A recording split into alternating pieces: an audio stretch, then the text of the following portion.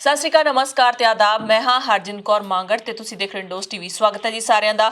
Bulletin ਦੀ ਸ਼ੁਰੂਆਤ ਕਰਦੇ ਹਾਂ ਜੀ ਤੇ ਸ਼ੁਰੂਆਤ ਕਰਨ ਲਈ ਸਾਡੇ ਨਾਲ ਜੁੜ ਚੁੱਕੇ ਨੇ ਸਿਡਨੀ ਤੋਂ ਪ੍ਰਭਜੋਤ ਸਿੰਘ ਸੰਧੂ, ਜੋ ਕਿ ਹਮੇਸ਼ਾ ਸਾਡੇ ਨਾਲ ਮਸਲਿਆਂ ਦੇ ਉੱਤੇ ਚਰਚਾ ਕਰਦੇ ਨੇ। ਫੋਨ ਲਾਈਨ ਤੇ ਮੌਜੂਦ ਨੇ। ਸਵਾਗਤ ਕਰਦੇ ਹਾਂ ਜੀ, ਬਹੁਤ-ਬਹੁਤ ਸਵਾਗਤ ਹੈ ਪ੍ਰਭਜੋਤ ਸੰਧੂ ਜੀ ਤੁਹਾਡਾ ਜੀ। ਇੰਡੋਜ਼ ਟੀਵੀ ਦੇਖ ਰਹੇ ਸਾਰੇ ਦਰਸ਼ਕਾਂ ਨੂੰ ਪਿਆਰ ਭਰੀ ਸਤਿ ਸ਼੍ਰੀ ਅਕਾਲ। ਪ੍ਰਭਜੋਤ ਸੰਧੂ ਜੀ, ਲਖੀਮਪੁਰ ਖੇੜੀ ਦੀ ਘਟਨਾ ਅਜੇ ਵੀ ਇੱਕ ਰਹੱਸ ਬਣੀ ਹੋਈ ਹੈ, ਕਿਉਂਕਿ ਸੁਪਰੀਮ ਕੋਰਟ ਵੱਲੋਂ ਉਹਨਾਂ ਨੇ ਕਿਹਾ ਸੀ 24 ਘੰਟਿਆਂ ਦੇ ਵਿੱਚ ਫੈਸਲਾ ਦਿੱਤਾ ਜਾਵੇਗਾ, ਪਰ ਅਜੇ ਤੱਕ ਕੋਈ ਸਟੇਟਮੈਂਟ ਨਹੀਂ ਆਈ ਹੈ ਸੁਪਰੀਮ ਕੋਰਟ ਵੱਲੋਂ। ਕਿਸ ਤਰੀਕੇ ਨਾਲ ਦੇਖਦੇ ਹੋ ਇਸ ਘਟਨਾ ਨੂੰ?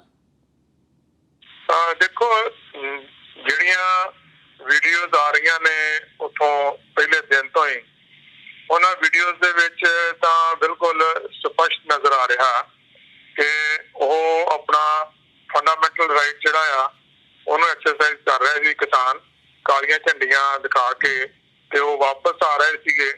ਉਹਨਾਂ ਦੇ ਆਉਂਦਿਆਂ ਦੇ ਉੱਤੇ ਬਿਲਕੁਲ ਅਣਭੋਲ ਪਿੱਛੋਂ ਪੂਰੀ ਸਪੀਡ ਦੇ ਉੱਤੇ ਲਿਆ ਕੇ ਜੀਪ ਜਿਹੜੀ ਆ ਚੜਾ ਦਿੱਤੀ ਗਈ ਆ। ਉਹਦਾ ਕਰਕੇ 4 ਕੀਮਤੀ ਜਾਨਾਂ ਜਿਹੜੀਆਂ ਨੇ, ਜਿਹਨਾਂ 'ਚ 19 ਸਾਲ ਦਾ ਗੱਭਰੂ, ਸਾਰੇ ਜਿਹੜੇ ਨੇ ਯੰਗ ਬੱਚੇ ਜਿਹੜੇ ਨੇ, ਉਹਨਾਂ ਦੀਆਂ ਜਾਨਾਂ ਚਲੇ ਗਈਆਂ ਨੇ। ਤੋ ਜਿਹੜਾ ਕਿ ਬਹੁਤ ਵੱਡਾ ਅਣਮਨੁੱਖੀ ਕਾਰਾ ਇਹਨੂੰ ਕਿਹਾ ਜਾ ਸਕਦਾ। ਤੋ ਪਿਛਲੇ ਦਿਨੀ ਇੱਕ ਮੈਂ ਇੰਟਰਵਿਊ 'ਚ ਸੁਣ ਰਿਹਾ ਸੀਗਾ, ਕੇਸੀ ਸਿੰਘ ਹੋਣਾ ਦੀ ਇੰਟਰਵਿਊ। ਉਹਨਾਂ ਦੀ ਤਸ਼ਬੀਹ ਮੈਨੂੰ ਬਿਲਕੁਲ ਸਹੀ ਲੱਗੀ ਆ ਕਿ ਇਹ ਜਿਸ ਤਰ੍ਹਾਂ ਜਿਹੜੇ ਉਹਦੇ ਟਾਵਰ ਢਾਏ ਗਏ ਸੀ ਨਾ ਅਮਰੀਕਾ ਦੇ ਜਹਾਜ਼ ਮਾਰ ਕੇ, ਇਹ ਲਗਭਗ ਉਸੇ ਤਰ੍ਹਾਂ ਦਾ ਹੀ ਅੱਤਵਾਦ ਆ ਜਿਹੜਾ ਉਹਨਾਂ ਜੀਪ ਵਾਲਿਆਂ ਵੱਲੋਂ ਫੈਲਾਇਆ ਗਿਆ ਆ। ਔਰ ਜਿੰਨੀਆਂ ਵੀਡੀਓਜ਼ ਆ, ਬਹੁਤ ਸਾਰੀਆਂ ਵੀਡੀਓਜ਼ ਸਪਸ਼ਟ ਕਰ ਰਹੀਆਂ ਨੇ ਕਿ ਪਹਿਲਾਂ ਜਿਹੜਾ ਕੇਂਦਰੀ ਗ੍ਰਹਿ ਮੰਤਰੀ ਆ ਉਹਨੇ ਇਹ ਧਮਕੀ ਦਿੱਤੀ, ਉਸ ਤੋਂ ਬਾਅਦ ਉਹਦੇ ਮੁੰਡੇ ਨੇ ਕਿਹਾ ਕਿ ਮੈਂ ਤੁਹਾਨੂੰ ਨਜਿੱਠੂਗਾ, ਔਰ ਉਸ ਤੋਂ ਕੁਝ ਚਿਰ ਬਾਅਦ ਹੀ ਉਹਨਾਂ ਨੇ ਇਹ ਕਾਰਾ ਕਰ ਦਿੱਤਾ। ਔਰ ਜਿਹੜੇ ਕੁਝ ਇੱਕ ਅਪੁਸ਼ਟ ਖਬਰਾਂ ਇਹ ਹੋਣੀਆਂ ਨੇ ਕਿ ਇੱਕ ਨੌਜਵਾਨ ਨੇ ਉਹਨੂੰ ਜੱਫਾ ਵੀ ਮਾਰ ਲਿਆ ਸੀਗਾ, ਉਹਦੇ ਮਿਸ਼ਰੇ ਦੇ ਬੇਟੇ ਨੂੰ, ਤੇ ਬਟ ਉਹਦੇ ਸਿਰ 'ਚ ਗੋਲੀ ਮਾਰ ਕੇ ਤੇ ਉਹ ਨਿਕਲ ਗਿਆ ਅੱਗੇ ਜਾ ਕੇ ਉਹ ਕਮਾਦ ਦੇ ਵਿੱਚ ਲੁਕ ਗਿਆ। ਸੋ ਕਮਾਦ ਦੇ ਵਿੱਚ ਇੱਕ ਵਾਰ ਤਾਂ ਕਿਸਾਨਾਂ ਨੇ ਫੈਸਲਾ ਕੀਤਾ ਸੀ ਕਿ ਕਮਾਦ ਨੂੰ ਅੱਗ ਲਾ ਦਿੱਤੀ ਜਾਵੇ, ਪਰ ਜਿਹੜੇ ਬਜ਼ੁਰਗ ਸੀਗੇ, ਬਜ਼ੁਰਗਾਂ ਨੇ ਸਮਝਾਇਆ ਕਿ ਇਹ ਆਪਾਂ ਕਿਉਂ ਇਹਨੂੰ ਖਰਾਬ ਕਰਦੇ ਹਾਂ ਫਸਲ ਨੂੰ, ਹੋ ਸਕਦਾ ਹੈ ਅਗਲੀ ਖੇਚਲ ਜੋ ਇਹਦੇ ਕਿੰਨੇ ਕੁ ਖੇਤ ਆਪਾਂ ਸਾੜਾਂਗੇ। ਔਰ ਇਸ ਤਰ੍ਹਾਂ ਉਹ ਬਚਣ ਦੇ ਵਿੱਚ ਕਾਮਯਾਬ ਹੋ ਗਿਆ ਜੀ। ਸੋ ਇਸ ਘਟਨਾ ਦੀ ਸੰਸਾਰ ਭਰ ਵਿੱਚ ਨਿੰਦਿਆ ਕੀਤੀ ਜਾ ਰਹੀ ਆ। ਔਰ ਉਸ ਤੋਂ ਬਾਅਦ ਭੜਕੇ ਹੋਏ ਲੋਕਾਂ ਨੇ ਜਿਹੜੇ ਜੀਪ ਦੇ ਵਿੱਚ ਉਹਦੇ ਨਾਲ ਸਾਥੀ ਸੀਗੇ ਮਿਸ਼ਰਾ ਜੀ ਆਪ ਤਾਂ ਭੱਜ ਗਏ, ਪਰ ਉਹਨਾਂ ਦੇ ਸਾਥੀਆਂ ਨੂੰ ਕਾਬੂ ਕਰਕੇ ਜਿਹੜੀ ਆ ਬੇਕਾਬੂ ਹੋਈ ਭੀੜ ਨੇ ਉਹਨਾਂ ਨੂੰ ਵੀ ਮੌਤ ਦੇ ਘਾਟ ਉਤਾਰ ਦਿੱਤਾ। ਜਾਨਾਂ ਤਾਂ ਕੀਮਤੀ ਨੇ, ਚਾਹੇ ਪੱਤਰਕਾਰਾਂ ਦੀਆਂ ਜਾਣ, ਚਾਹੇ ਵਰਕਰਾਂ ਦੀਆਂ ਜਾਣ, ਚਾਹੇ ਕਿਸਾਨਾਂ ਦੀਆਂ ਜਾਣ। ਆਮ ਲੋਕ ਮਰ ਰਹੇ ਨੇ। ਜਿਹੜੇ ਨੇਤਾ ਸਾਹਿਬਾਨ ਨੇ ਉਹ ਤਾਂ ਗੋਲੀਆਂ ਚਲਾਉਂਦੇ ਹੋਏ ਭੱਜ ਗਏ ਨੇ। ਔਰ ਇਹ ਨੈਤਿਕਤਾ ਦੇ ਆਧਾਰ ਦੇ ਉੱਤੇ ਕੇਂਦਰੀ ਜਿਹੜੇ ਰਾਜ ਗ੍ਰਹਿ ਮੰਤਰੀ ਆ ਮਿਸ਼ਰਾ ਜੀ, ਉਹਨਾਂ ਨੂੰ ਅਸਤੀਫਾ ਦੇਣਾ ਚਾਹੀਦਾ ਸੀ। ਉਹ ਅਸਤੀਫਾ ਦੇਣ ਦੀ ਥਾਂ ਦੇ ਉੱਤੇ ਇਹ ਆਪਣੇ ਅਹੁਦੇ ਤੇ ਰਹਿ ਕੇ ਤੇ ਉਹਨੂੰ ਬਚਾਉਣ ਦੀ ਕੋਸ਼ਿਸ਼ ਕਰ ਰਹੇ ਨੇ, ਜਿਸ ਦੀ ਜਿੰਨੀ ਨਿੰਦਿਆ ਕੀਤੀ ਜਾਵੇ ਉਨੀ ਥੋੜੀ ਹੈ ਜੀ। ਬਿਲਕੁਲ। ਗੁਰਨਾਮ ਚੜੂਨੀ ਦੀ ਗੱਲ ਕੀਤੀ ਜਾਵੇ ਤਾਂ ਗੁਰਨਾਮ ਚੜੂਨੀ ਨੇ ਇੱਕ ਸੰਦੇਸ਼ ਦਿੱਤਾ ਹੈ ਇਹਨਾਂ ਵਿਰੋਧੀ ਪਾਰਟੀਆਂ ਨੂੰ ਕਿ ਜੇਕਰ ਤੁਸੀਂ ਇਸ ਘਟਨਾ ਦੇ ਬਾਰੇ ਕੋਈ ਹੱਲ ਨਾ ਕੱਢਿਆ 9 ਤਰੀਕ ਦੇ ਤੱਕ, ਤਾਂ ਆਉਣ ਵਾਲੇ ਨਤੀਜਿਆਂ ਲਈ ਸਰਕਾਰ ਨੂੰ ਚੇਤਾਵਨੀ ਦਿੱਤੀ ਹੈ ਕਿ ਤੁਸੀਂ ਚੁਸਤ ਹੋ ਜਾਵੋ, ਤੁਸੀਂ ਚੌਕੰਨੇ ਹੋ ਜਾਵੋ ਕਿ ਅਸੀਂ ਕੁਝ ਵੀ ਕਰ ਸਕਦੇ ਹਾਂ।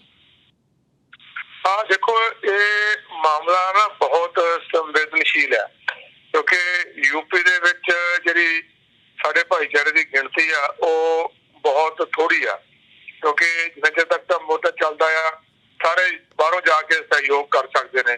ਜਦੋਂ ਸਾਰੇ ਆਪੋ ਆਪਣੇ ਇਲਾਕਿਆਂ ਨੂੰ ਚਲੇ ਜਾਣਗੇ, ਉਸ ਤੋਂ ਬਾਅਦ ਤਾਂ ਜਿਹੜੇ ਉੱਥੋਂ ਦੇ ਲੋਕਲ ਵਸਨੀਕ ਆ ਉਹਨਾਂ ਨੂੰ ਨਜਿੱਠਣਾ ਪੈਣਾ ਆ। ਸੋ ਇਸ ਸੰਵੇਦਨਸ਼ੀਲ ਮਸਲੇ ਨੂੰ ਮੈਂ ਸਮਝਦਾ ਕਿ ਭਾਵੁਕਤਾ ਬਸ ਹੋ ਕੇ ਨਹੀਂ, ਬੜੀ ਸੂਝ-ਬੂਝ ਨਾਲ ਨਜਿੱਠਣ ਦੀ ਲੋੜ ਆ। ਚੂਨੀ ਸਾਹਿਬ ਹਮੇਸ਼ਾ ਜਿਹੜੀ ਆ ਖੜਕਵੀਂ ਗੱਲ ਕਰਦੇ ਨੇ, ਹੁਣ ਵੀ ਉਹਨਾਂ ਨੇ ਖੜਕਵੀਂ ਗੱਲ ਕੀਤੀ ਹੈ। ਸਾਰੇ ਹੀ ਚਾਹੁੰਦੇ ਆਪਾਂ ਕਿ ਇਸ ਮਸਲੇ ਤੇ ਇਨਸਾਫ ਮਿਲੇ, ਔਰ ਇਨਸਾਫ ਦੇ ਵਿੱਚ ਮਿਲਦਿਆਂ ਹੋਇਆ ਚਾਹੇ ਦੋਸ਼ੀ ਕਿੰਨਾ ਵੀ ਵੱਡਾ ਹੋਵੇ ਉਹ ਸਲਾਖਾਂ ਦੇ ਪਿੱਛੇ ਜਾਵੇ, ਉਸਨੂੰ ਚਾਰਜ ਕੀਤਾ ਜਾਵੇ। ਚੰਗੀ ਗੱਲ ਇਹ ਹੋਈ ਹੈ ਕਿ ਉਹਨਾਂ ਦੇ ਖਿਲਾਫ FIR ਦਰਜ ਜਿਹੜੀ ਆ ਕਰ ਲਈ ਗਈ ਆ। FIR ਦੇ ਵਿੱਚ ਸਾਰੇ ਵੇਰਵੇ ਦਰਜ ਕੀਤੇ ਗਏ ਨੇ, ਪਰ ਅਜੇ ਤੱਕ ਗ੍ਰਿਫਤਾਰੀ ਨਹੀਂ ਹੋਈ। ਉਸ ਤੋਂ ਚੰਗੀ ਗੱਲ ਇਹ ਆ ਕਿ ਸੁਪਰੀਮ ਕੋਰਟ ਦੇ ਵਿੱਚ 2 ਵਕੀਲਾਂ ਨੇ ਸੰਪਰਕ ਕੀਤਾ ਸੀਗਾ, ਉਹਦੇ ਬਿਹਾਫ ਦੇ ਉੱਤੇ ਸੂਹ ਮੋਟੋ ਲੈਂਦਿਆਂ ਹੋਇਆ ਉਹਨਾਂ ਨੇ ਸਰਕਾਰ ਨੂੰ ਕਿਹਾ ਕਿ 24 ਘੰਟਿਆਂ ਦੇ ਵਿੱਚ ਤੁਸੀਂ ਆਪਣੀ ਰਿਪੋर्ट ਦਿਓ। ਅੱਜ ਸਵੇਰੇ 10 ਵਜੇ तक उन्होंने रिपोर्ट देनी सी। मेरे ख्याल सुप्रीम कोर्ट की कार्रवाई चल रही होएगी और 4 चफेरे ही सारे जितने भी साडा भाईचारा बैठा आ बहुत आहट महसूस कर रहा है इस कार्रवाई तो और इन्हें एक तरह नाल जलियांवाले बाग वाली कार्रवाई समझी जा रही है कि जिहड़े निहत्थे बैठे निहत्थे लोग जा रहे हैं उन्हां दी जीभ चढ़ा देनी है। तां पुराना जिहड़ा ना मुगलों के हाकमां वाला काम हो गया कि हाथी चढ़ाते सीगे।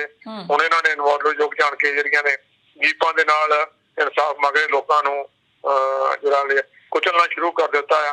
इसकी जिन्नी निंदा की जाए उन्नी थोड़ी है।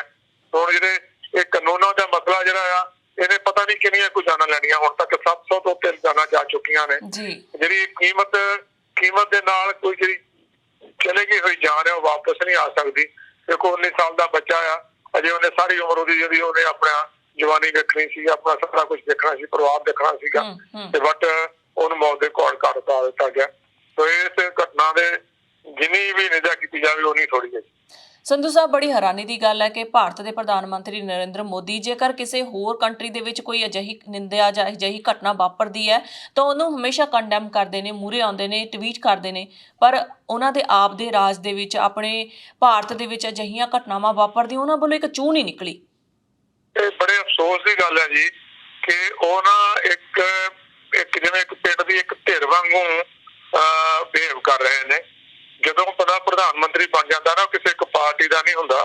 ਪ੍ਰਧਾਨ ਮੰਤਰੀ ਬਣਨ ਤੋਂ ਬਾਅਦ ਉਹ ਦੇਸ਼ ਦੇ ਸਾਰੇ ਬਸ਼ਿੰਦਿਆਂ ਦਾ ਪ੍ਰਧਾਨ ਮੰਤਰੀ ਹੁੰਦਾ ਆ ਤਾਂ ਉਹਦੀ ਜ਼ਿੰਮੇਵਾਰੀ ਬਣਦੀ ਆ ਕਿ ਸਾਰੇ ਦੇਸ਼ ਦੇ ਬਸ਼ਿੰਦਿਆਂ ਨੂੰ ਇਕਸਾਰ ਵੇਖੇ ਔਰ ਸਾਰਿਆਂ ਦੀਆਂ ਜਿਹੜੀਆਂ ਉਹਨਾਂ ਨੂੰ ਇਕਸਾਰ ਦੇਖਦਿਆਂ ਹੋਇਆ ਉਹਨਾਂ ਦੁੱਖ ਸੁੱਖ ਦੇ ਵਿੱਚ ਸ਼ਰੀਕ ਹੋਵੇ।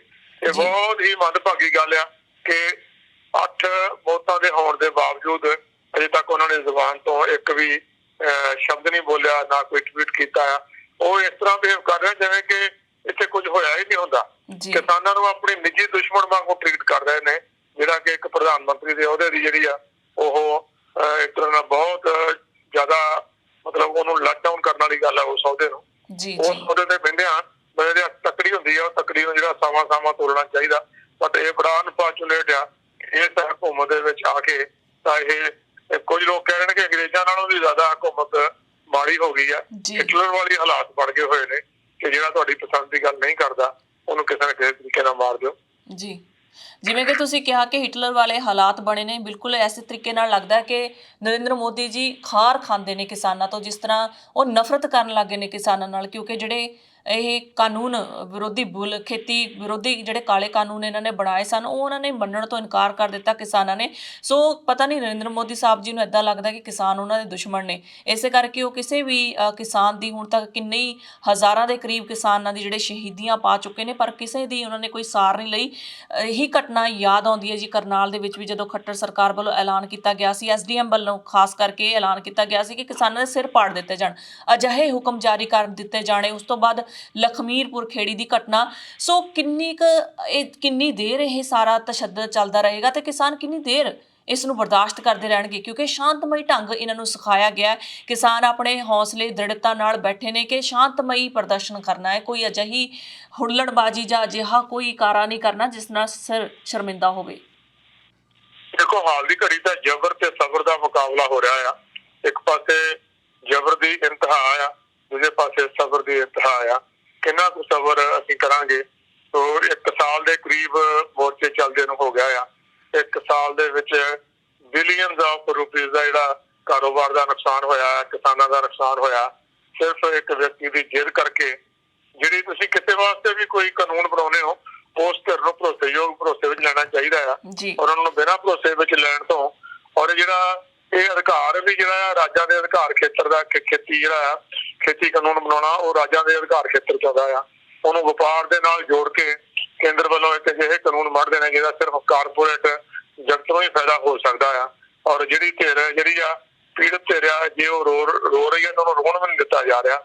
ਇਹ ਏਦਾਂ ਦੀ ਜਿਹੜੀ ਆ ਮੇਰੀ ਹੋਸ਼ ਦੇ ਵਿੱਚ ਮੈਂ ਕਦੇ ਇਸ ਤਰ੍ਹਾਂ ਦਾ ਜਿਹੜਾ ਜ਼ੁਲਮ ਹੁੰਦਾ ਨਹੀਂ ਵੇਖਿਆ। ਤੋ ਇਹ ਤਾਂ ਹੁਣ ਉਹਨਾਂ ਦੀ ਜਿਹੜੀ ਸਬਰ ਆ, ਉਮੀਦ ਕਰਦੇ ਆ ਕਿ ਉਹਨਾਂ ਦਾ ਸਬਰ ਕਿਸੇ ਨਾ ਕਿਸੇ ਦਿਨ ਇੱਕ ਚੰਗਾ ਨਤੀਜਾ ਲੈ ਕੇ ਆਏਗਾ। ਸਾਨੂੰ ਉਡੀਕ ਕਰਨੀ ਚਾਹੀਦੀ ਹੈ। ਜੀ ਬਿਲਕੁਲ ਉਡੀਕ ਹੀ ਹੈ ਜੀ, ਕਿਉਂਕਿ ਲਵਪ੍ਰੀਤ ਸਿੰਘ ਜਿਨ੍ਹਾਂ ਦਾ ਸ਼ਹੀਦੀ ਪ੍ਰਾਪਤ ਕੀਤੀ ਹੈ, ਜਿਨ੍ਹਾਂ ਨੇ ਉਹਦੀ ਭੈਣ ਨੇ ਗੁਹਾਰ ਲਗਾਈ ਸੀ ਕਿ ਉਹਨਾਂ ਨੂੰ ਮੁਆਵਜ਼ਾ ਨਹੀਂ ਚਾਹੀਦਾ, ਉਹਨਾਂ ਨੂੰ ਇਨਸਾਫ ਚਾਹੀਦਾ। ਸੋ ਸੁਪਰੀਮ ਕੋਰਟ ਵੱਲੋਂ ਛੇਤੀ ਸ਼ਾਇਦ ਬਿਆਨ ਆ ਜਾਣਗੇ। ਜਦੋਂ ਤੱਕ ਸਾਡਾ ਬੁਲੇਟਿਨ ਹੋਵੇਗਾ ਔਨ 에ਅਰ, ਉਦੋਂ ਤੱਕ ਸ਼ਾਇਦ ਕੋਈ ਅਜਿਹੇ ਬਿਆਨ ਆ ਜਾਣ ਜਿਸ ਦੇ ਨਾਲ ਕਿਸਾਨ ਜਿਹੜੇ ਉੱਥੇ ਸ਼ਹੀਦ ਹੋਏ ਨੇ ਉਹਨਾਂ ਨੂੰ ਇਨਸਾਫ ਮਿਲੇ। ਬਹੁਤ ਬਹੁਤ ਸ਼ੁਕਰੀਆ ਸੰਧੂ ਸਾਹਿਬ ਸਾਰੀ ਜਾਣਕਾਰੀ ਦੇ ਲਈ ਜੀ। ਜੀ ਸਤਿ ਸ਼੍ਰੀ ਅਕਾਲ ਜੀ, ਸਤਿ ਸ਼੍ਰੀ ਅਕਾਲ। ਦਰਸ਼ਕੋ, ਸਮਾਂ ਹੋ ਚੱਲਿਆ ਤੁਹਾਡੇ ਤੋਂ ਵੀ ਇਜਾਜ਼ਤ ਲੈਣ ਦਾ। ਨਵੀਆਂ ਤੇ ਤਾਜ਼ਾ ਖਬਰਾਂ ਲਈ ਦੇਖਦੇ ਰਹੋ ਇੰਡੋਜ਼ ਟੀਵੀ ਆਸਟ੍ਰੇਲੀਆ। ਧੰਨਵਾਦ।